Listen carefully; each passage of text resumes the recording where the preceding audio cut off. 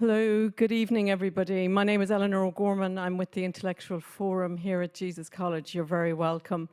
This is the third event in a series of 6 on the theme of death and dying, which I've had the privilege to put together with Dr. Ben Bowers, who finally gets his stage appearance tonight on event 3.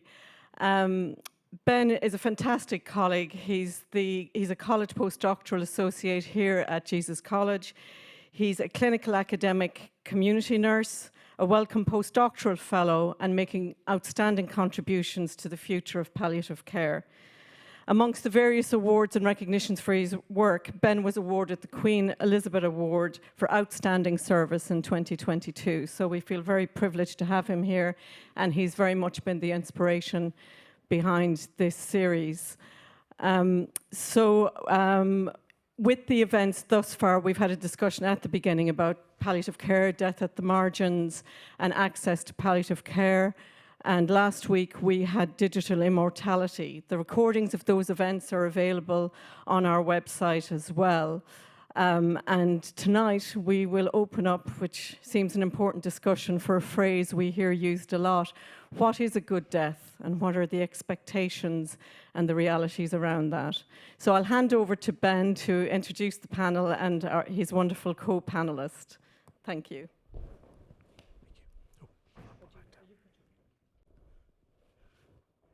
Good evening, everybody. Could I just do a sound check? Can you hear me okay at the back?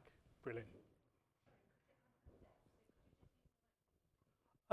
I think it'll be interference if I use both together. Sorry? Can you use the mic with the, yeah, she'll mute it. Is that any better? Yeah. Perfect. So welcome to our third event, a part of a series. This evening, we're going to be talking about the promise of a good death, and is it reality or an illusion? Certainly, policy and clinical idealized notions of a good death don't often match people's lived experiences, and that's something we're going to unpick tonight in a constructively critical way. I'm going to do a trigger warning. We are going to both be sharing some things which may hit a nerve. We're all adults and we all have made a decision to come tonight, but if for any reason you go, ooh, I'd just like some time outside, do feel free to disappear or come back if you wish. It will be sensitive. We just want to acknowledge that. We're going to touch briefly on assisted dying within some of our talks, but really this is about experiences of dying, not about assisted dying. And our last in our series of events is going to be all about assisted dying because we think it needs a whole event on its own right. So just to flag, this is about experiences that most people have where assisted dying is not involved. So I'd like to introduce Christian. Christian's made me promise not to flourish, so I'm not going to. Christian Pollock is one of my mentors, and she's a medical sociologist and a professor who's recently retired from Nottingham, but has been a leading light in our field, looking at patients and families' experiences and making sure their voice is heard. So I'm not going to do any more flourishing. I'm just going to open up to you. Okay, thank you very much. You want me to hold this too? I think you might be loud enough. Oh, okay. Yes? Okay, thank you. Right, okay. Well, good evening, everybody, and thanks for joining us in this session to think about the good death, what it means, and how we can establish what it means, I think, really, because it's a paradoxical idea, strange idea on the face of it, not two words that not usually kind of join together very, very easily. So today we want to kind of look at the term the good death. For whom is it meaningful? In what circumstances? How could we assess goodness of death and dying? Is it possible to assess the quality of dying? I mean, some people, are interested in sort of quantifying this experience, which I should say at the beginning, I'm a qualitative researcher, so I don't really go in for quantification, but there's a great deal of talk about the good death. It's, I don't think it's very current in all sections of society by any means, but it still has quite a wide constituency, and certainly in policy and practice, and I'll talk about that in a bit later. We can't ask the dead, obviously, what the experience of dying was like. So intrinsically, it seems to me, the notion of the good death is a cultural imaginary. It's something we can only imagine, or we can describe in terms of our experience of others. But it's not something we can ever really sort of tie down. Obviously, the understanding and the experience of death and dying varies widely, historically and culturally. And it may be that there are different views and ideas and beliefs about the good death, even within complex societies such as our own, as well as between different cultural groups. And in the UK, which has predominantly become a secular society, death, I guess, is just viewed and feared as the end of existence, rather than as a kind of portal to a longer or a different stage of life and existence, which might be better or worse, perhaps partly depending on the way one has lived one's life. Death has historically been regarded as heroic, or types of death may be regarded as heroic, noble, sacrificial, tragic, or timely. And of course, recently we had the experience of the COVID pandemic, which highlighted very graphically for us versions of the bad death. And it's perhaps that experience recently which might prompt a reappraisal about current ideas about the good death. So what is this version of the good death that we kind of work with in the UK and I think widely in other developed industrial countries? It is characterized most simply by an open awareness. So death is something you can see coming. You're aware, you can prepare yourself, you can anticipate. And that's important because there's also this idea, certainly in the original idea of the good death from the hospice movement, that it provides an opportunity for understanding, for formulating a kind of meaning, understanding the end of life, the point and purpose, that people can transcend their lives in a sense. They have that opportunity if they can fully engage with its ending. So it's important to know and to be able to understand and to talk perhaps about the fact that you're dying. It's also a planned death. Nowadays there's a very strong emphasis on people anticipating deaths in order so that they can plan. They can plan in advance for treatments that they do or don't want, to specify for those around them what their goals of care might be, the limits to care, how much, where they want to die. That's seen to be a way of exerting control to a large extent. It enables the individual to determine, to have some agency in determining the nature of his own dying. It's also important that people should be accompanied. So we have a strong feeling in that it's not good to die alone, that people shouldn't die alone. They should be accompanied, and that's a very important part of the experience of dying for those who accompany the dying as well as the dying themselves, that they should be in the company of the people that are most significant to them. It should be dignified, and that means that all experience of good care, really good care, particularly being pain-free and free from other symptoms. It's hard to die dignified death if symptoms are not well controlled. And it should also be in place. It should be in the place, ideally, if one's choosing. And these days, we kind of look on home as being almost invariably the preferred and the best place of death. So there's very much a feeling that death should occur in a person's home. So this cultural construct of the good death that we're looking at tonight is currently prioritized in health policy and professional practice. And it's been quite widely popularized through social movements and media campaigns in the UK and other countries in the industrialized West, and to some extent beyond. And of course, the bad death is, I guess, the sort of converse, all the attributes that are the opposite of the good death. So I suggest then that the good death, our idea of the good death, is a kind of cultural script. It is a way of providing a guide and a template and a model to people, quite strongly suggesting how they should die, although it's framed in terms of choice. Ideally, we have choice. That's one of the sort of very strong focus of the good death, that the person has some control, some agency, and they can exert choice, and that's what planning can achieve for you. So the cultural script provides a model or a guide for appropriate and desirable ways of thinking and behaving. It suggests to people conventional ways of dealing with difficult situations, in this case relating to the bad death. And when it kind of internalized, when it becomes generalized throughout social groups, cultural groups, it can generate the experience of reality, the sense of a taken for granted world. You don't have to question, you just kind of feel this is the natural, desirable way of doing things. It can generate a sense of shared identity.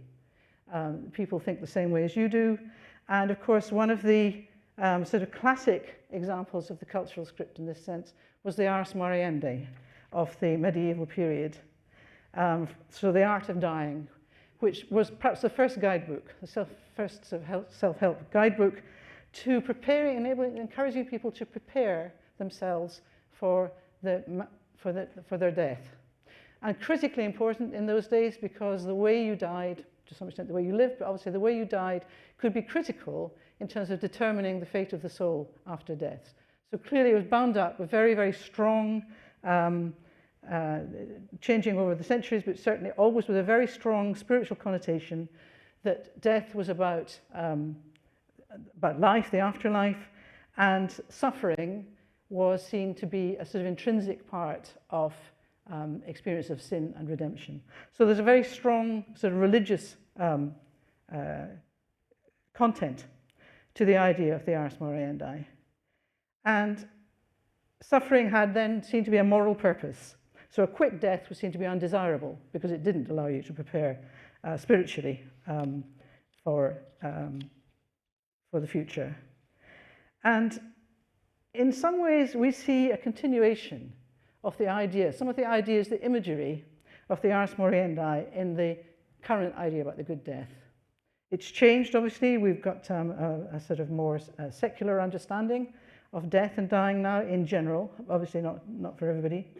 But you can see here this idea, there's a whole industry of guides and books and media resources telling people how they can achieve a good death. So this is an interesting idea, to achieve a good death. That's quite a bold promise.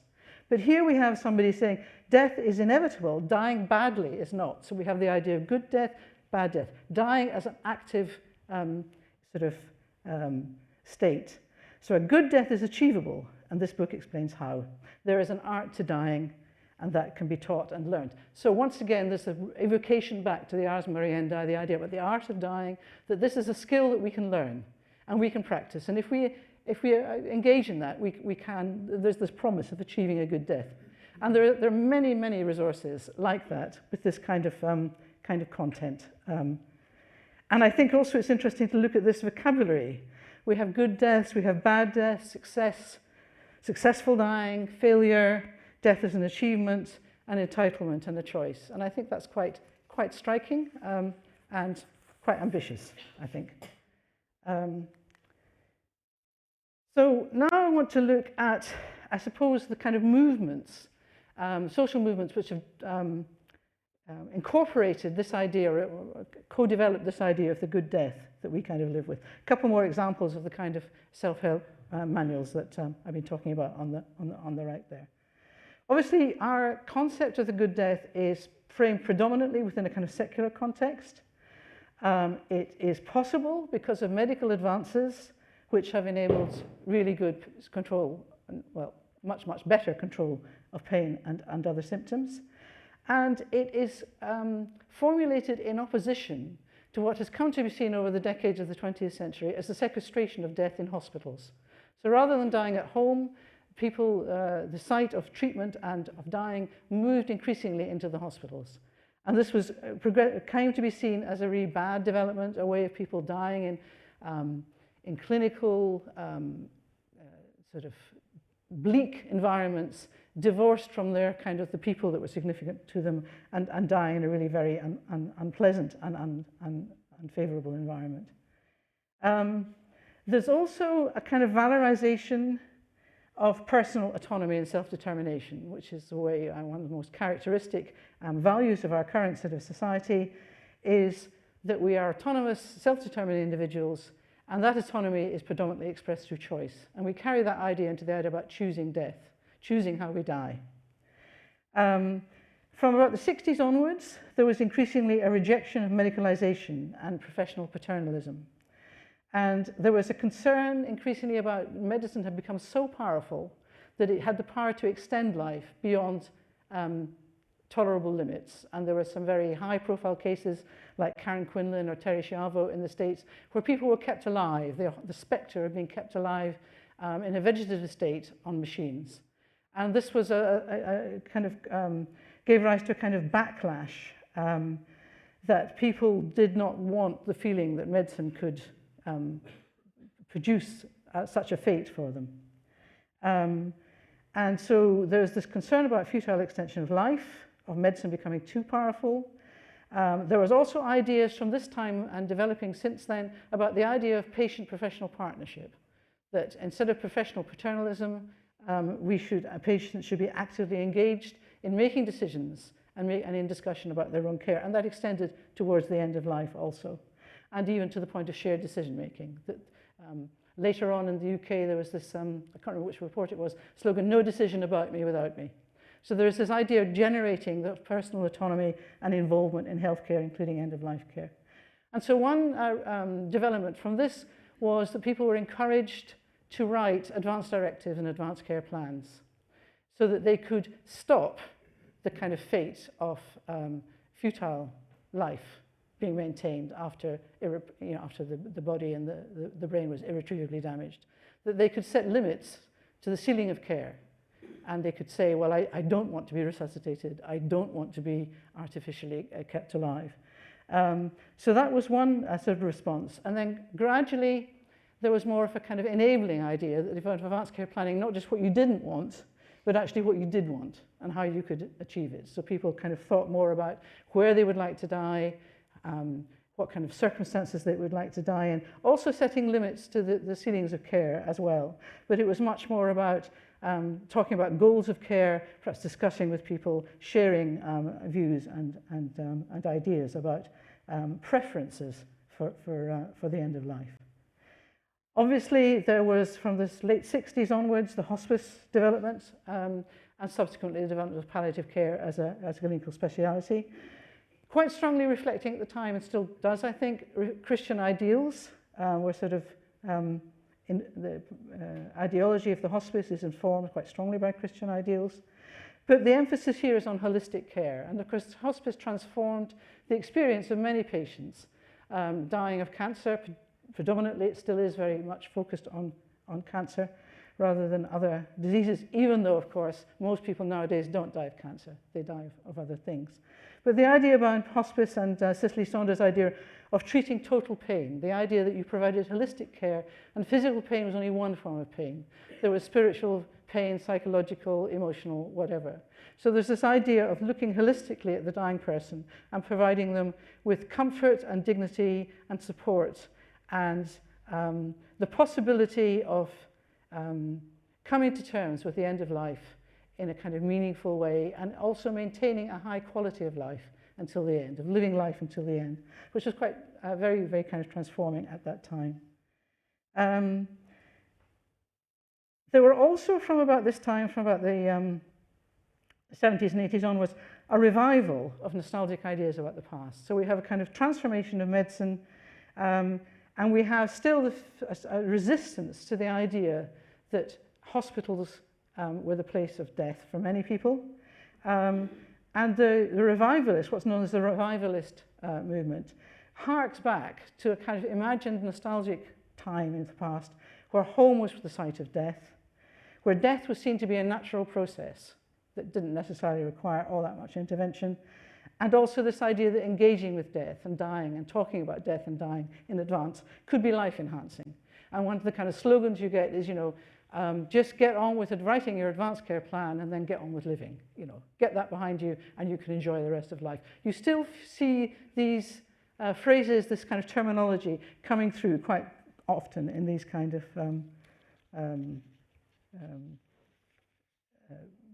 resources and sort of publications.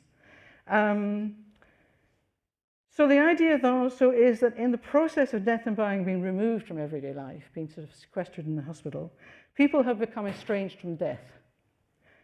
They never see death or dying, or they don't have to administer to the dying in the way that they did in previous centuries when death was all around, and frankly, to my mind, quite terrifying.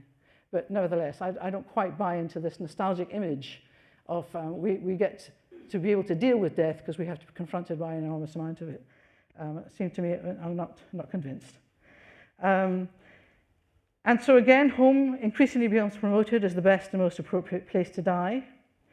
And at this time also, there's the growth of dignity in dying movement and the interest in euthanasia, which, as we said, we're not going to deal with tonight because there's going to be a separate session on that. So this is known as the death positive movement, or death positivity, and also sort of revivalism. This harking back to how things were and how we should try and recapture that spirit of a sort of rather romantic past. And a very strong idea here is the idea of death taboo and the need to talk. So over and over and over again, we hear that death is taboo, that our society is death denying, that people will not talk about it, consequently they can't prepare for it, they can't plan. If you don't discuss your death and dying, if you're not comfortable with it, you won't plan, you won't have a good death. And actually there is, I think, very little evidence. I don't actually know what kind of evidence you could easily gather to support this assumption, but it is a mantra and it's everywhere. And so we need to normalize death through talk. And literally, that seemed to be, in a sense, a kind of almost a necessity to have a good death. So there's also the need for public education. We need to promote death literacy. Our population needs to become educated to be able to deal with death and dying. And arguably, this sort of movement, this sort of death positivity movement, what Lofland called the happy death movement, in a rather good critique of the happy death movement as long ago as 1974. She argued that the motivation, the sort of raison d'etre of the death positive movement was driven by moral conviction rather than evidence. And I think that much of her critique is pertinent today. But look at this, 1974, and we're now 2024, and we're still talking and writing at great length about our society being death-denying and that death is a taboo. And as observers, including Lofland, observed at the time, this pronouncement of death denial was actually accompanied and has continued to be accompanied by an increasing volume of books and analysis and research and activity and interest in the subject of death and dying, which seems sort of very much kind of at cross purposes. So arguably, there's a purpose, the moral purpose behind the death positivity movement is kind of setting up a false problem and then setting up a solution for sort of largely ideological rather than substantive reasons. And we see one of the manifestations of the responses to the death as a taboo is the idea of the death cafe, which actually has gone from virtually nothing in 2011 to being very, very, very widespread nowadays. You can see that one in Oxford is coming up in a few days, so if you want to, you could head off for that. The other one's in America, so perhaps not so easy to get to. But this is the idea that people can get together with strangers and chat over tea and cake and coffee about death and dying, to get them comfortable, to share their experiences, to learn from each other, and to normalize the experience of death and dying, so everybody can sort of become comfortable about that. So also I think what you see here is alongside other movements like the Death in America project or the Dying Matters Coalition in the UK, an absolutely self-conscious effort at kind of social marketing to engineer a kind of cultural shift in the way that people think and experience the phenomena of death and dying. So there's sort of, there's a mission attached to this. So if we look at the good death and health policy, well, the singular document, the policy document in the UK was the End of Life Care Strategy, published in 2008, which was the start of a kind of long series of policy documents and efforts to improve the quality of dying for all people in the UK, and an awareness that it was unequal. We saw that in the first session here, how much inequality there is in the experience that people have of death and dying, the quality of the treatment they receive. And they also written in cognizance of the fact that the nature of the resources that we will need to devote to providing good care for the increasing numbers of the population who are dying in great old age and often with frailty, cognitive impairment and comorbidities require a very different type of care than has been the case formerly, that we really need to kind of see this coming and try and do something about it. But the interesting thing here is how the end-of-life care strategy actually incorporates revivalist ideas. Very centrally, the lack of open discussion between health and social care staff and those approaching the end of life is one of the key barriers to delivering a good end-of-life care. And also there is once again the idea about choice, the idea that choice and patient choice will be a lever for improving care, for improving professional accountability and care, and for increasing the quality of end-of-life care, and indeed also in making it less expensive. So I suggested that there's a kind of morally loaded element, or kind of project, to sort of palliative care and the discourse of the good death. There are also economic imperatives, which are becoming increasingly apparent, that we do not know how on earth we can cope with the resources required to enable people to have really good care, especially if it's in the community, which is the goal. So this combination has led to what Livne has called the economized dying. So he comments on the system orientation. The system is orientated towards the acceptance of death and to the rejection of active treatment. In other words, you can see there on that top quote from the Centre for the Art of Dying Well, that it's suggesting how you might like to die, kind of putting there a very clear sort of recipe for what you should want and what would be the appropriate way to die. And you want to have ceilings of care, you want to die at home, you want to be comfortable, you want to be surrounded by people closest to you, but you won't want invasive treatment. That wouldn't be a sensible thing to want.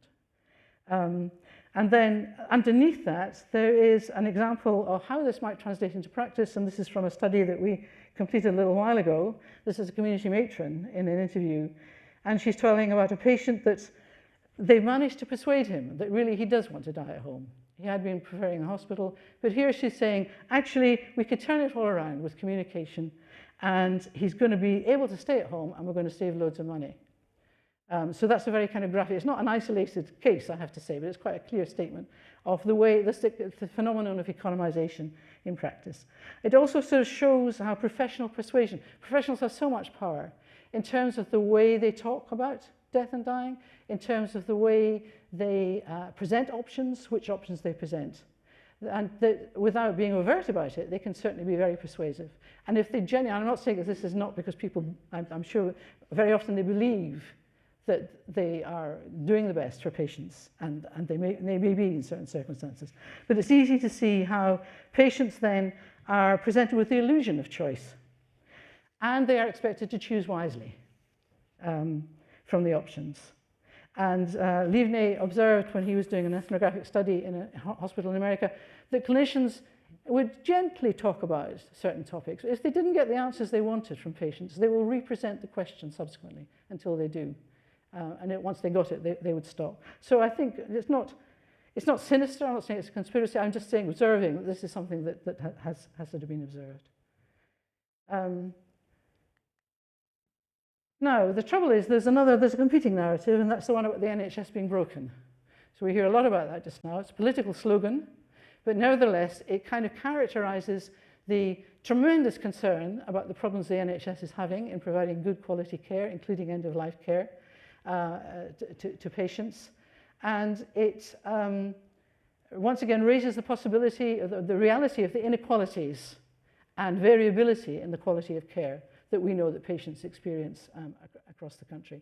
It also is sort of backed up by many, many reports and research studies which have underlined the difficulties that patients and family carers have, not always, but particularly as dying at home, the sheer burden, the challenge of caring for people who are dying at home, particularly, for example, people who are very old, very frail, very ill from several different diseases. And in this very recent Marie Curie report, Time to Care, they found, this is a national survey, but they found that bereaved family caregivers reported the patient's experience of pain to be severe or overwhelming, 35%, and breathlessness was 40% in the last weeks of life. They also comment that professional services were reported to be inadequate. People didn't get access to the care they wanted, particularly out of hours is a particularly difficult time for many families providing care at home. And again, there's another quote there, the Marie Curie and the Queen's Nursing Institute repeated a survey of professional views that had first been done in 1952. So 70 years later, they concluded that now, as in 1952, too many people are dying at home without the care and support they critically need. So this didn't paint a really good idea of how many people are actually able to have a good death when we are not able to provide the kind of infrastructure and services that are required. Nevertheless, the good death promotes the sense of individual responsibility for outcomes that people cannot control. So it says you are the agent of your own death, the kind of character of dying. It's up to you, but actually it kind of writes out and completely ignores all the much, much more significant structural factors in terms of infrastructure, healthcare resources, locality, the nature of the illness that people are dying from, their socioeconomic circumstances, whether they have a home, whether the home is a good one, a safe space. All these things are completely ignored alongside the message of the patient as agent. And it places huge demands on informal care. It also tends to be cancer-centric, and it ignores social and cultural diversity. The script of the good death is really a kind of middle-class idyll of sort of educated white members of the population to a large extent. It kind of bypasses diversity, and it ignores changes in population aging and morbidity and the kind of character of dying. Right, so now I just want to turn to how people experience and anticipate death and dying. And this is taken from a study exploring death and dying in the UK that we did recently. And here you can just see some different versions of the good death. When we ask people how they would have thought and anticipated, and also their experience of the death and dying of others. So this idea of the top one actually is reflecting the good death. It's very much in line with that. He was in his own bedroom, the windows were open, the birds were singing and so on, and that was a good death. So that's great, but that actually wasn't very common, that kind of statement. What we saw more of was that people said, well, if I just drop dead, that would be great. So actually, this has come through in our study and in previous work, going back quite a long way. People actually quite fancy the idea of the sudden death, the catastrophic death. It might be they drop dead, it might be they don't wake up, it might be some kind of accident. But actually, that'd be really nice. Problem is that they actually acknowledge that this would not be good for the people around them. That would be very, very traumatic for those they leave behind. And so there's a sense of responsibility and consideration. And I think this really points to a really important idea that dying is relational. It's not just about one individual. It really, really involves and has an impact on the people around the person who's dying. And so whose death is good? From what perspective? Might be very different, conflicting, competing ideas of what would be a good death for one individual. And from these were individual interviews, the pseudonyms, obviously, in these names. These were bereaved people who had experience of bereavement in the past. And the DD stands for discussion group. So we got some people to talk and do a series of discussions about different aspects of death and dying. And here we have a worry about having a prolonged, drawn-out, agonizing end. It's the pain, and you don't want your children to see you die and be ill for a long time. So another aspect of dying at home which people don't like is the idea that it might be painful, it might be long drawn out because they have had experience of other people very often that they've cared for. These had all had experience of being carers. The idea that you don't want people to witness you suffering, that's quite powerful, and that's quite hard to avoid at home. The idea that you want to protect others, and also perhaps you don't want for yourself to be seen to deteriorate and to degenerate.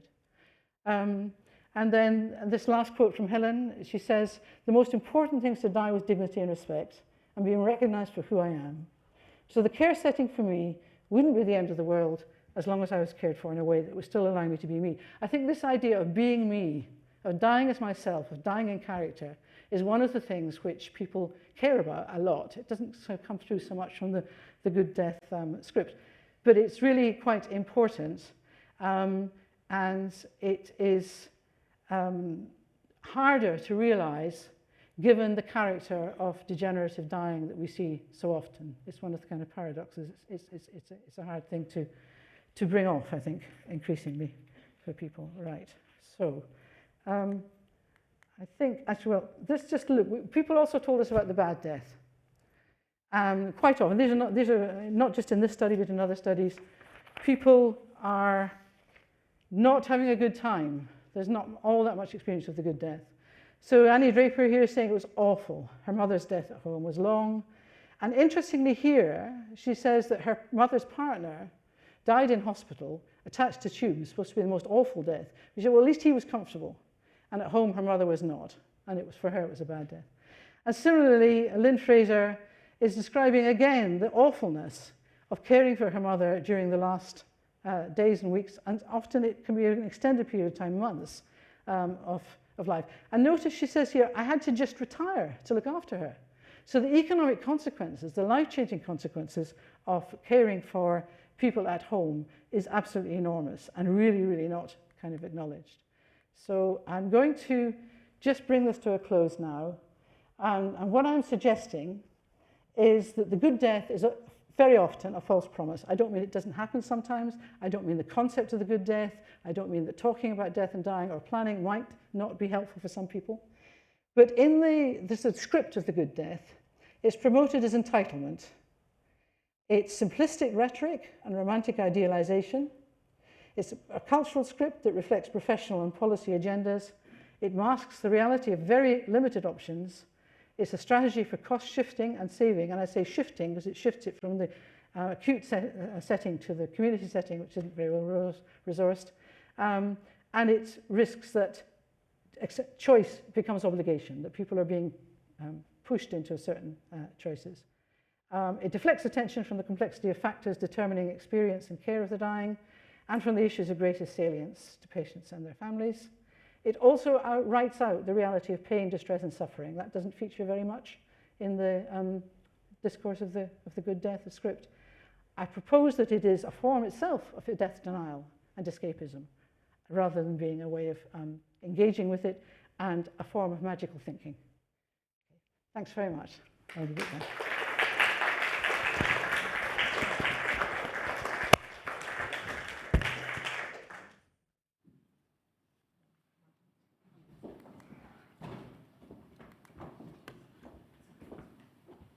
That's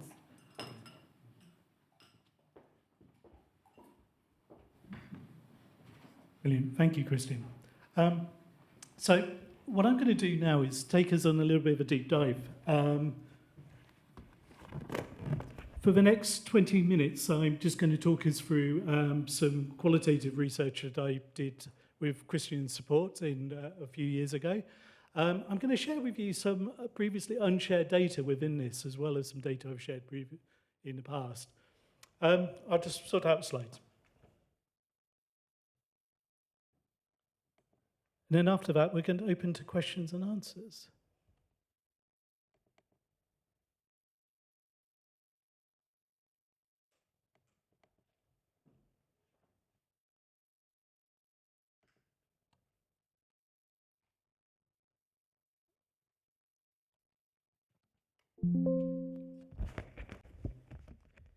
So this is a deeper dive, and I'm going to use the lens of how last days of life injectable medication symptom control care is discussed and subsequently enacted to really understand how a death is actualized.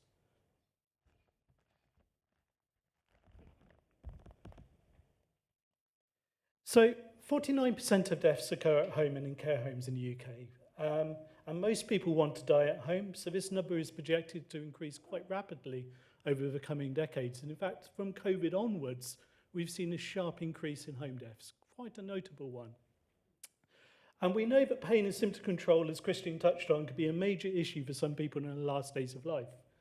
Sadly, though, the recent Marie Curie report from bereaved carers showed that 40% of bereaved family carers reported their relatives were severely or overwhelmingly affected by pain and distressing symptoms in the last days of life. In the last week of life.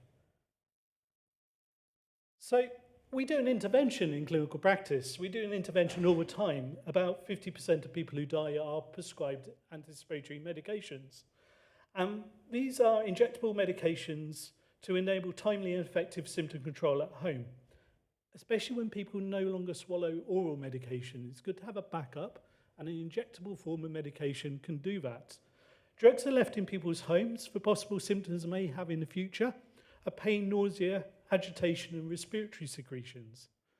These injectable medications are typically administered, though, by a visiting nurse or a paramedic. It's not something family carers are often trained to do, but it is actually an option, but it's rarely done. This practice is NICE recommended. It's based on professionals' views that these drugs provide reassurance for everybody involved and help with timely symptom control care. However, we never really have stopped to ask patients and families their views and experiences, which is a research that I did as part of my PhD. So the QR code will take you, if you want to go and have a look at the paper, it will take you straight to the paper.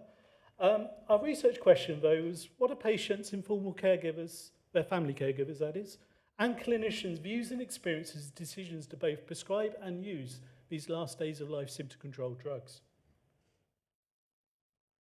A brief bit on methods. What we did is we did a qualitative multi-perspective interview study. We followed up patients' care over time. You can see from the diagram, we recruited people, so patient and a family carer, at recruitment. They'd been prescribed drugs, and then if those drugs were used, we had a follow-up conversation with them to say, how did it go? And then regardless if those drugs were used or not, we had a last conversation with them 2 to 4 months later. And then we invited one clinician who was involved in each patient's care to take part in a separate interview and triangulated all their views and experiences together, which gave a rich picture of care. Very brief summary of who took part. 21 people took part over in 2 counties in England. We had 6 patients, 9 family caregivers, 3 GPs and 3 nurses take part. 8 patients lived with their family carers at home, 2 lived in residential care, and 1 person lived alone with their family visiting.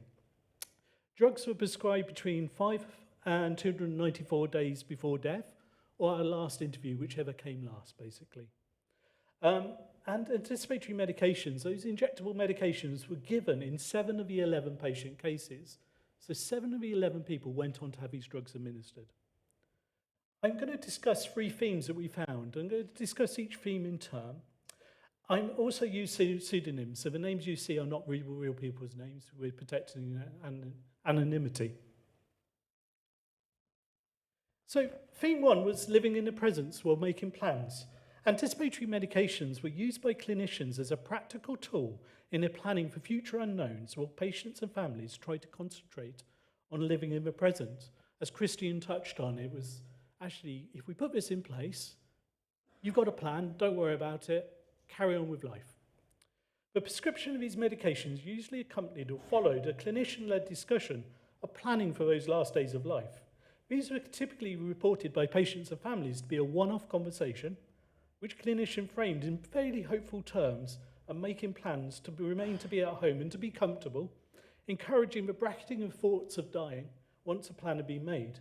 The drugs were basically a way to help frame the ideal of a good death at home. The likely imminence of a person's death had only been discussed briefly by clinicians, though, with patients and families themselves, and that was only in 6 of the 11 patient cases. 1 patient died within days, as had been predicted by the clinical teams, while 5 patients had outlived a time frame predicted and given by clinicians by several months. When dying became protracted, patients and families became more focused on working to maintain the present and bracketing thoughts of dying. They had become used to living with uncertainty. recovering after being very unwell and defining medical expectations. Amelia and Liam did an interview with me together. They were husband and wife, and they shared in their joint interview. Twice now, I've been told that it's not good. This first time was 3 months ago, when they didn't think Liam, was coming back. And then 2 weeks ago, he was definitely not coming back. But he's still sitting here, Liam, sitting here. So he's obviously a fighter, Liam, yeah. Sometimes these medications were prescribed without any discussion. This was quite frequent, actually. 2 patients and 5 informal caregivers participants couldn't recall having any conversations prior to those drugs being put in their home and receiving a bag of medications.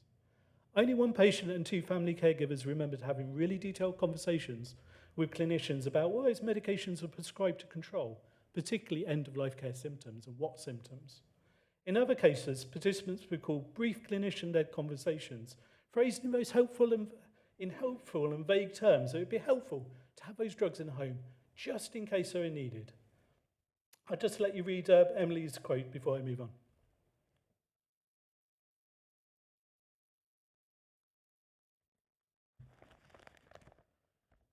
Patients and family caregivers drew on a range of tactics to make sense of these prescriptions. They knew they were serious stuff, but they needed to find out what they were really about. And they read the accompanying medication charts, so they searched for names of the drugs on the internet to find out what they were for.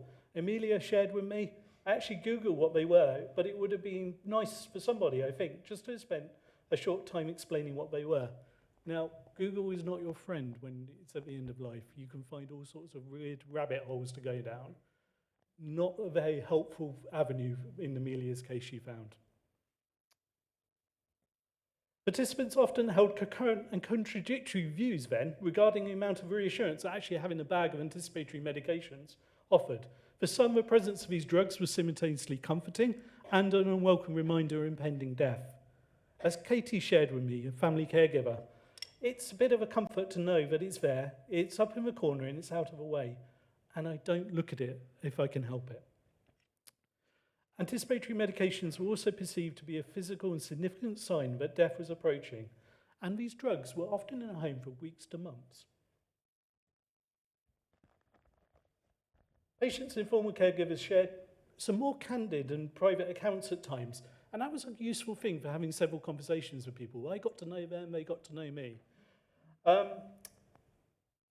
they indicated their underlying concerns about the drugs and what they represented and what dying might involve. Katie and Zoe, both family caregivers, reported that their relative, who did not participate in the study, had forgotten his discussions about end-of-life care with his GP. He had had one, and they actively avoided bringing up the subject again. They didn't want to go there.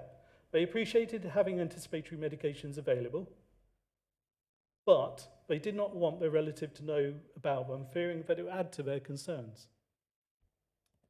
So theme 2 was anticipation of dying. All the participants I interviewed reported that there was an open awareness, there was an open discussion to some extent that they had a terminal condition. Even when it's in this open awareness context that we'll call it, patients and families reported that they rarely explicitly discussed what dying might involve with clinicians, beyond being told that it was a bag of drugs that would be given by visiting nurses to keep the person comfortable. There was an expectation amongst clinicians that people would not want to consider the dying process ahead of time, and any brief conversations of what might lie ahead were recalled as being optimistic and couched in euphemistic language. So patients and families sought out information from alternative sources, including, as we discussed, the internet. However, some were reluctant to find out too much information about possible symptoms. Louise, who had a terminal condition herself, said to me, I Googled, is it pancreatic? Is it a painful dying by that? And then I thought, no, I'm not going to look things up like that, because you're putting something into your mind, aren't you? The depth of conversations about the process of dying that clinicians were willing to enter to with patients and their families, when patients and families wanted more information, varied greatly. Sue, a patient, wanted very detailed information about the dying process and the symptoms she may have, but she struggled to find a clinician willing to discuss this. This really frustrated her. She was a retired nurse herself. She had a fairly good understanding, but couldn't get anyone to engage with her. Her oncologist had previously indicated that death would be quick, and Sue had latched on that she could probably have a more detailed conversation with her oncologist. Patients and family caregivers were concerned that dying would be painful and distressing without drugs. Whether the act of being prescribed these medications has served to put the idea into their head was unclear. Anticipatory medications were perceived to be a useful intervention to help symptoms, but patients didn't consider them to be central in relieving the pressures on their families when they were dying. As Christian was saying, this is very relational care. People were thinking about their carers as much as about themselves and what would help them manage. Unclear conversations about the role of a medication or conflictingly concurrently held views on the effects of a medication left some questioning whether anticipatory medications would speed up the dying process. I'll read Abby's candid account, which she shared during the second interview with me, once she was much weaker. I'm perfectly happy to be assisted on my way, and if they help me, anticipatory medications, then they help me. I mean, if I was a Labrador and my Labrador was suffering, to be honest, I'll put him down. So in summary, the process of dying was usually kept vague until events unfold, and this left people holding a variety of often unspoken fears about dying in pain and distress. So the last thing I want to touch on is the theme of actually accessing timely care. Well, how would it go when people wanted to get these drugs used? Getting them administered poses a significant challenge for families. Despite previous clinicians' assurances that these drugs would be given by nurses if needed, a lack of detail on what dying might involve and when the drugs would be used made it hard to know when to telephone nurses to get help. And once contacted, the nurses would ultimately decide if a visit and these medications were needed to be administered. 5 family caregivers said they had to convince nurses to start giving injectable medication. However, the medications were given in the end in 7 of the 8 patient cases where their administration had been requested, always by family or the patient. Anticipatory medications were perceived to be of little value, or actually of no value, if nurses wouldn't administer them if the drugs didn't help relieve symptoms. Sarah reported despite her repeated attempts, they were never able to convince a nurse to give medication for Ted's significant pain and distress before his death. Now, Ted lived alone, and because Sarah would visit, she would find him in distress, but then wait for the nurses to come, but could never be there when they arrived. So it was always a mismatch. And she said afterwards, it upset me. They, the community nurses, should have been communicating with us, asking us and working as a team, but they didn't. It just didn't feel like that. They, anticipatory medications, were useless because nobody would give him anything. Family carers reported it was difficult to get nurses to start giving those anticipatory medications for pain and distress, especially if they weren't physically there to ask for their use when the nurse arrived. Patient participants had absolutely the opposite experience. Their requests for drugs were swiftly met, and they had no issues whatsoever. So there's something about who has autonomy, but also who has a voice here. There was also times that getting drugs administered went really smoothly for families. Participants reported it was much easier to get nurses to administer further doses once the drugs had been started. That first dose set a precedence. And getting drugs administered during the night was actually largely uncomplicated, with nurses usually visiting within an hour being telephoned. Informal caregivers also found it far easier once an unambiguous symptom control plan had been agreed by everybody. I'll have a sip of water and let you read Mark's quote.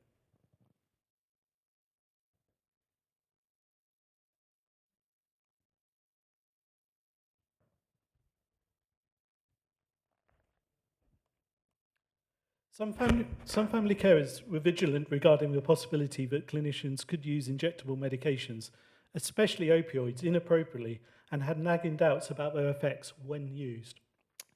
Liam, who we discussed previously, received an injection to calm him down while Amelia, his wife and partner, was out shopping. He was then very sleepy until the next day, and Amelia subsequently became very cautious about Liam being over-sedated. I won't read the quote out, but I'll let you read it. She decided only to call the nurses to give injectable medications as a last resort.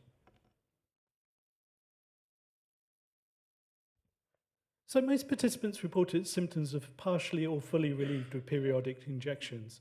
However, families found it really hard to understand the bureaucratic clinical systems which we have in the community to ensure that the continued appropriate use of medication continues. The difference in skills, experiences, and judgments of each individual visiting nurse poses a problem for family carers. They really struggle to understand why individual nurses will not give medications or interpreted prescriptions differently to their colleagues. Consequently, families spend an awful lot of time carrying out hidden work to ensure medication supplies and valid drug charts, ones that nobody could dispute, were available. So, to sum up, on the realities of dying at home on a practical level, looking at anticipatory medications and last days of life symptom control, people often look to professionals to guide them on the dying process and to make key decisions. But clinicians often provided vague information about the imminence of death, the dying process, and the role of drugs within this. Consequently, the presence of these medications in the home was simultaneously reassuring and a source of unease. Administered medications generally help with comfort and pain control, and that was really important. These drugs did help. Although there was different views on whether they should be used and their effects when used. The limited influences families had in getting drugs administered, alongside the hidden work that they had to carry out in organising supplies, added to the stresses they experienced in the final days of life. There is a disconnect between the rhetoric of dying peacefully at home and lived experiences of dying care, which can be stark at times. Thank you.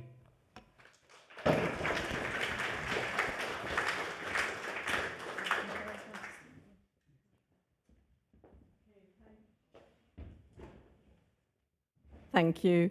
Gosh, I feel like we all need a deep breath before we get into questions and answers. I certainly felt quite confronted by that. And having heard Christian, I was kind of relieved I hadn't voiced the piece of information I should have at the beginning, saying the inspiration for this series was to open up a public conversation on death and a sense that it was taboo. And even, I have to say, within college and wider, the reaction I've had from people, oh, I can't come, that's too heavy a topic, can't you do something else, have another event. So I felt quite torn, actually, and it's good. I felt very confronted, I think, by both those presentations. So with that, I'd love to open it up to all of you, please. And if you have a question, we have some lovely student stewards here who will come to you with a microphone. So wait for the microphone to ask your question, please. Thanks.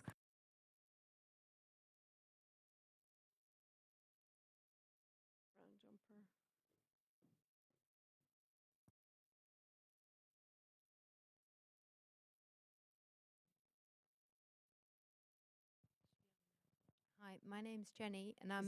Is the microphone on? Should be on. Just, Hello. just check if the digital. Hi, my name's Jenny, and I'm one of the palliative care doctors in Cambridge. And before that, I used to be a GP for many years, looking after people in their own homes.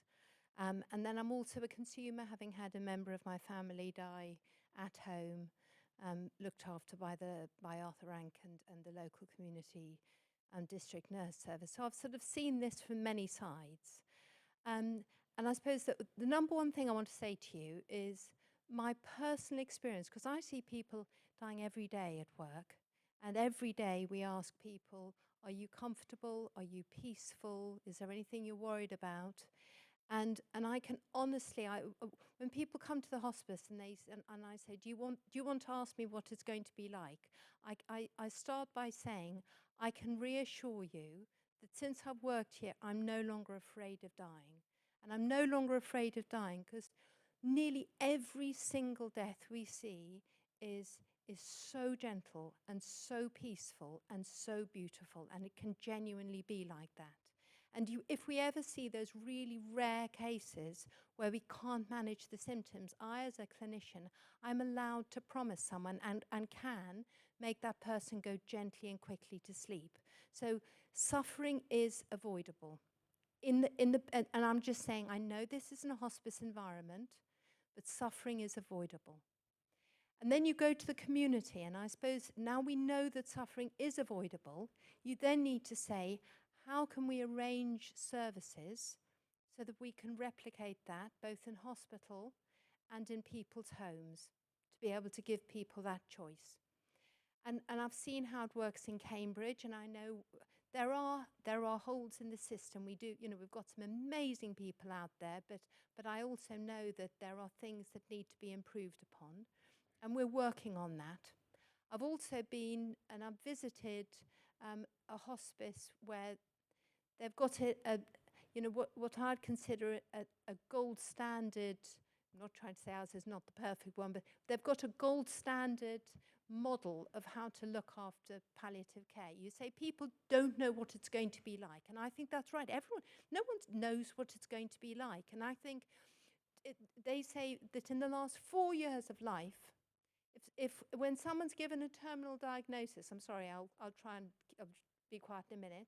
People can come and they'll say, this is what it might be like. This is how to access care, and we're here. So people know that that's available, and they can have the discussions and get used to the idea of what death will be like. And then when things get closer and you do Ben, like you said, you put the medicines into people's houses, we've got the district nurses to agree that they'll go in, they'll introduce themselves, they'll say what the medicines are for, we'll improve access to services.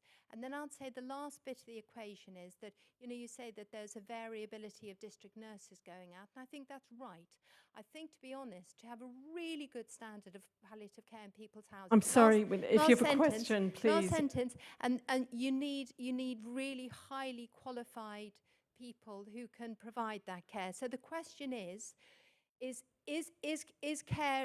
suffering inevitable? I'd say no. It's what can we do to enable that to become not inevitable, because it is avoidable, and that's the most important question we should be asking ourselves. Okay, thank you. Can I take a few more questions, and if people could keep them brief, please, so everybody can get a chance. Thank you. There's a lady down here with the black, down here.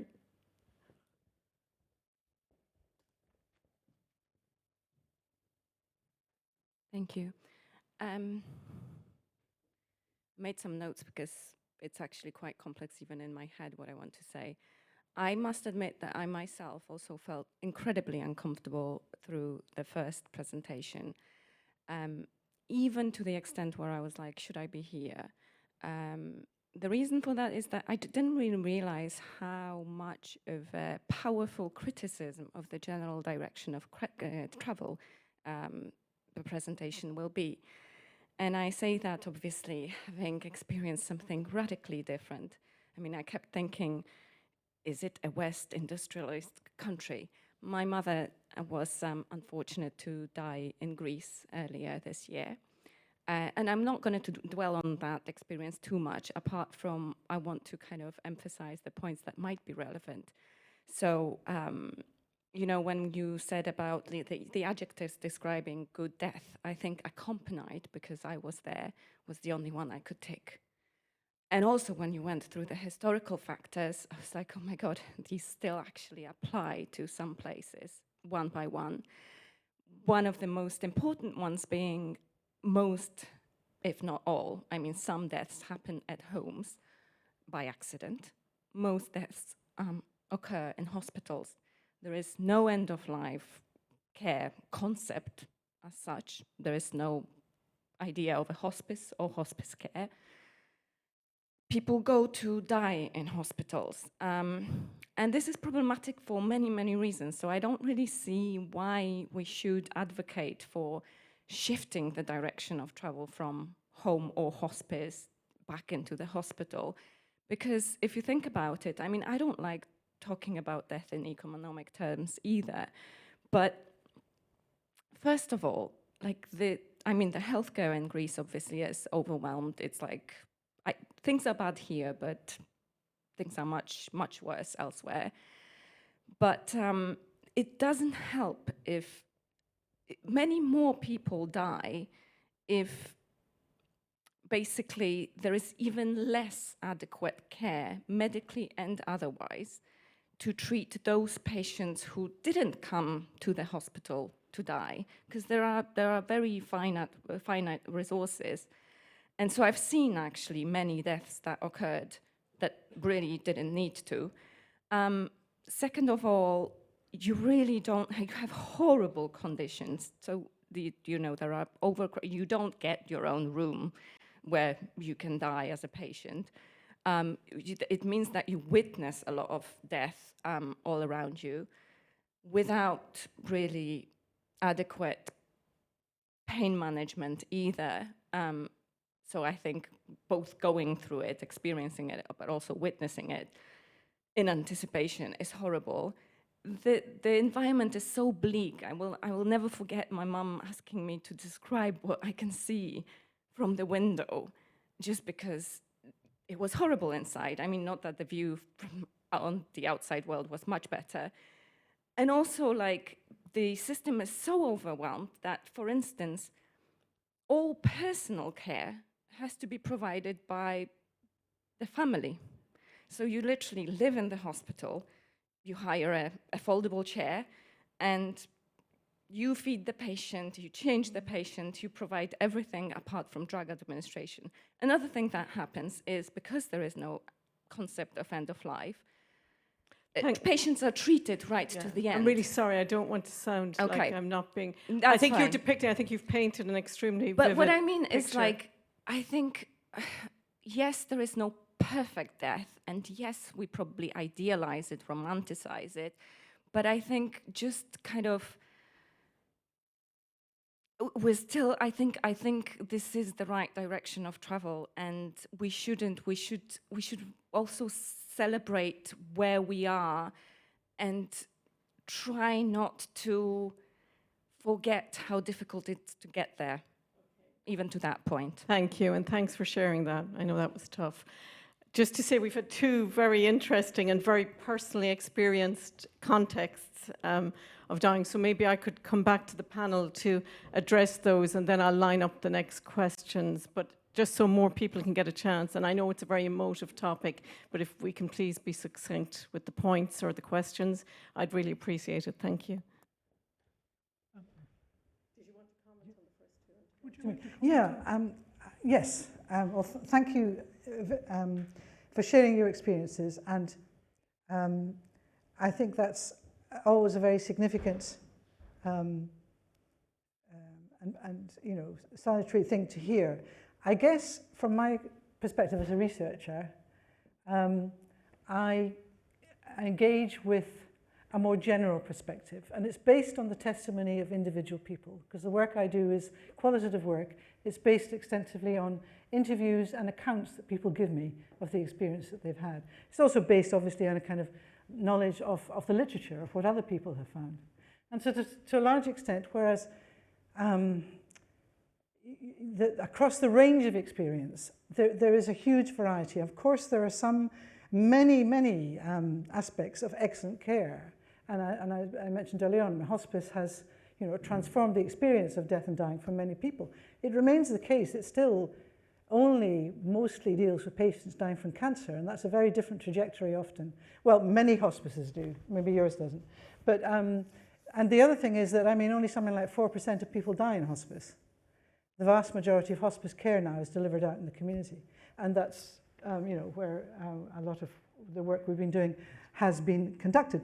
I should also say, and there wasn't time to show some things tonight, but we have accounts, not infrequent accounts, of deaths in hospice which were terrible. People have given us accounts of, it doesn't really matter where the setting is. Some people describe good experiences, some people describe very bad ones. So, I think reports like the Marie Curie and other reports are consistently saying that many people struggle to get good care, particularly in the home. So if you're looking at a population level, I think that's, I guess, what we're trying to do here.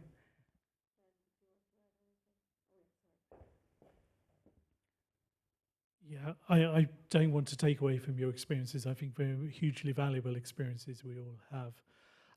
What I will say is, I think it's important we highlight where we can do better. There are some excellent experiences of dying as well, and we should celebrate those. and we should learn from them. But we have to be mindful that not everyone gets platinum-coated hospice care. Thank you. Okay, the gentleman there, thank you for waiting. And if others want to put their hand up, yeah. Just wondered how much of your findings, apart from in the obvious sense, how much of your findings are specific to death? I'm just thinking, I had a very minor operation on my nose recently, and the first 3 sentences, apart from the word death, they would definitely apply to those, right? I had to Google my medicines to find out what one of them did. I think this was some stress to my caregivers at the time. Just wondered, had you done any think about how much is just the clinical setting, the difficulties of clinical settings? There was a lady up there in the blue behind you there with the blue shirt, and then there's a lady down here. Sorry, I forgot I was wearing a blue shirt. Just a quick question, Kristen, really, I guess to you is, I wonder what your thoughts are about the use of language, and whether or not actually we totally set ourselves up to fail by calling things a good death, when perhaps the reality is death is individual and you're never going to be able to give one pill to fit all. But just your thoughts about that, and thank you, it was really interesting. John, thank you. Hi, so I'm a nurse, and when I did my nursing degree 10 years ago, we did very little on death and dying at uni or lecture-wise. I'm wondering, has that improved, or how can we support student nurses from a kind of education point of view to then go out and encounter it in clinical settings?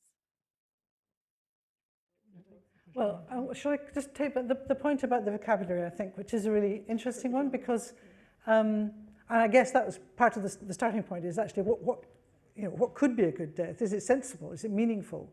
Or should we find other words also which are less loaded, if you like, and don't set people up to fail?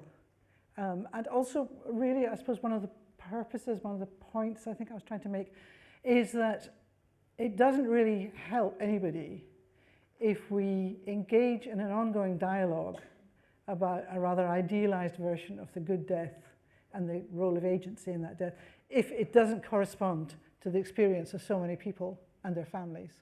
And that, we need, okay, we can acknowledge, we can talk about death, but let's do it in a kind of more realistic way. And, have conversations, of course, and only if people want to. Not everybody wants to talk about it at all. Yeah. Just check it works. Yep. I'll pick up on the other 2 briefly. So I think nurses are the same as medics in the sense of education. As a nurse, we don't learn about talking about dying. Medical colleagues in their medicine training quite often don't as well. Certainly in Cambridge, we've embedded it throughout the syllabus for medics, so they constantly get it throughout their 5 and 6 years. And that really helps. And I think we should try and do that more with all our professions, because actually people only give you 2 chances to talk about death and dying. They throw you a bone almost. They kind of mention their angst, and they will see if you as a clinician pick up on it.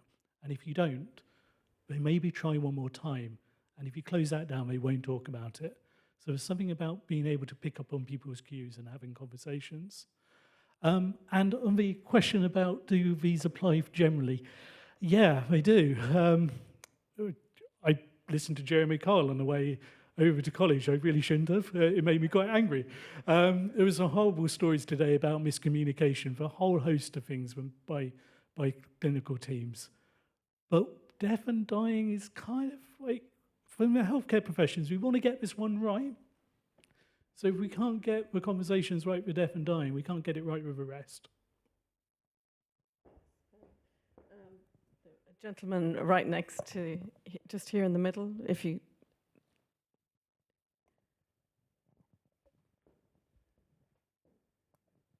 Oh, thank you. I'm nearly 80, so I sometimes I think about death as well, so it's getting a bit near to me, perhaps. But I wonder, it would be for me, it'd be quite interesting to get a more quantitative interpretation of death. What it actually means. What type of deaths are there? You mentioned 49% was at home, but what about sudden deaths? Deaths of young people. There must be a huge number of data there and it would help identify what the question of what death is. Questions? There's a lady in the back there with, did you put your hand up on the lady on the inside with the, oh no, sorry, okay, take that lady there, yeah. I thought it was the lady behind. Okay. Thank you, such intriguing talks. I wanted to ask about the word accompanied, because it's been something that's worried me since my grandfather died. Many people die of dementia. Many people die very cognitively impaired. And they need that accompaniment to access all of the things that could make death less bad. But who is going to be that person who accompanies us? So I love myself to go in a hospice with people like you around me, but I personally don't have anybody who would necessarily do that for me in however many years' time that it happens. So how can we access that careful, caring accompaniment to call the district nurse to prepare these valid charts, to decide to persuade somebody that we need to go to hospital? Like, that's been something that's been on my mind. Take a third question here. Thank you very much. It was very interesting, intriguing, and challenging to listen to what you were talking about today in many ways. I'm a researcher and also a parent who palliated her son who died at age 18 at home. And I wondered, you at one point said that there isn't evidence about many of her slogans and ideas about good death. It's something I've read quite a lot about and thought about in recent years, wondering whether the decisions I made around end-of-life care were appropriate and the best way it could have happened and so on. And I think ultimately I'm happy with most of them. Nevertheless, having an advanced care plan and thinking about things that I wanted to happen or didn't want to happen was very helpful. And I have seen some articles recently from a group in America who've written about the idea of good death not being appropriate in palliating or sort of thinking about end of life in children. And I felt myself disagreeing with them, because there is a difference between having some level of control, some sense of competency and ability to do what you feel is right, versus being at mercy of other people making all the decisions, and not, especially when the person dying isn't able to give any opinions themselves. And I wondered what that evidence would look like that you feel is important. So just final point that I have seen those adverts for Deaf Cafe and sometimes have wondered whether to go along to see what happens, just out of curiosity, and I haven't felt anywhere, I haven't gone. And at the same time, I do feel that the society does need to talk about death. I work in medical research in intensive care with children, and so I've seen a lot of death professionally as well as personally. And there is this silence, especially in categories of death that are difficult to deal with, including children and sudden deaths and so on, that do need to be talked about in order to accept that this happens to all of us and that we have to face it. Thank you very much. We'll come back to the panel at Ben and Christian for the last comments. Thank you. I would say that people are very different in the way that they approach these issues and these experiences. And I'm not saying that advanced care plans don't have a place or can be helpful, or that people might find it useful.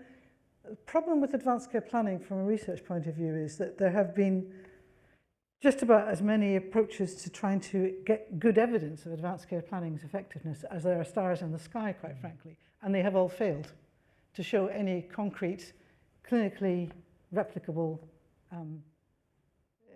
evidence of their effectiveness. That doesn't mean to say they might not be helpful to people, but ironically, a great deal of the research that goes into advanced care planning doesn't really tend to engage with the views and experiences of the people concerned. They often, I mean, the supposed gold standard is trials, and you know, a number of trials have been done. Results are variable, equivocal, but they're absolutely pretty unconvincing. So, you know, that's one aspect of it. But I agree. I think it's not the whole story. Although again, when I've done qualitative research in advanced care planning, and I would say I think it's quite complicated. But I think the gist of the research we did was partly to explain why it didn't seem to be very effective for many people. But you know, it doesn't mean to say it's not effective for some, obviously.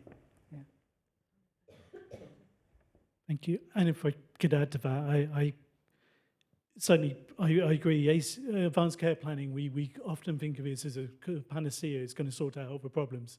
It doesn't, but for a select group of people, it's really helpful. And it's thinking, what are the tools that are most useful for different people? And I think to touch on the question about what about people who have sudden deaths, what about people who die in different care settings that aren't historically picked up on, we can learn an awful lot about people's experiences in those settings, and we need to. Certainly, we touched in the first of our season on people who died in homelessness. They don't really appear on the statistics, and we need to understand how different people in different circumstances die and what's important. And I think the point I would end on is actually asking people themselves, what's important to you right now? And the question of accompaniment, which I think the lady at the beginning asked, I don't know if you have anything to say on that. The question of accompaniment. Accompaniment. Sorry, can you remind me? I think the oh, lady. What will happen to you? Because what will happen to people? Yes, sorry, yeah. Well, I think that's a really, you know, an important question, and I think I don't know if you listened to the first. One of the speakers for the first session here has done a lot of research, for example, into people who live alone and death among people who live alone at home. Not just the kind of neglected deaths that she talked about a few weeks ago, but actually that it can be a conscious choice for some people, for others obviously not. And that's really hard. I mean, I think that is one of the difficulties that we have in how we support people, because increasingly apparent, I think I'm right in saying that more people do live alone, say, and probably will increasingly live alone. And so that is going to be something which has not really been, I think, attended to. This only at the edges. It's really important. Certainly in the data I shared, the person who lived alone, they really struggled to get the help they needed. You need advocates. Dying, you need advocates as you get weaker. Sorry, I'm sensing where a huge amount of questions could come out. I'm going to allow Ben a last plug for a survey that he has while he has a captive audience, if that's okay, in terms of research. Thank you. It's like, I want to give you a voice. So I'm just going to briefly share a survey. If those who use smartphones, you can take part by just using the camera to go to the QR code. I'd appreciate if you are able to. What I'm doing is I'm working with a medical student to understand stakeholder needs assessment. Everyone's got a vested interest in how we use injectable medications at the end of life. And rather than me saying, well, I think you need this, or I think somebody needs that, this is a neat way that you can say, I need, so that. And what this allows So an example for myself, when my caring for my gran when she died at home, as a grandson, I needed the GP and the district nurses to listen to us so that gran gets effective pain relief. So that's what I needed for systems using injectable medications. And I really value if you are willing to, if you'd like to take part, if you could fill in the questionnaire, there's up to 3 options to say I need, because you may have multiple hats. You may be a professional and have a family carer hat or a future patient hat. So thank you. I'm going to go back to Ellen. Yes, I'd just like to end by telling you that next week, and one of our speakers is here, Emma, we're going to look at spiritual care at the end of life and take a diverse community view on that, which is very interesting. And just, I would really like to thank Christian and Ben for pushing us into yet another great discussion tonight and very provoking questions and considerations. And thank you as an audience. I realize it is a difficult subject, and for those of you who shared very personal stories, thank you. And take care. Good night.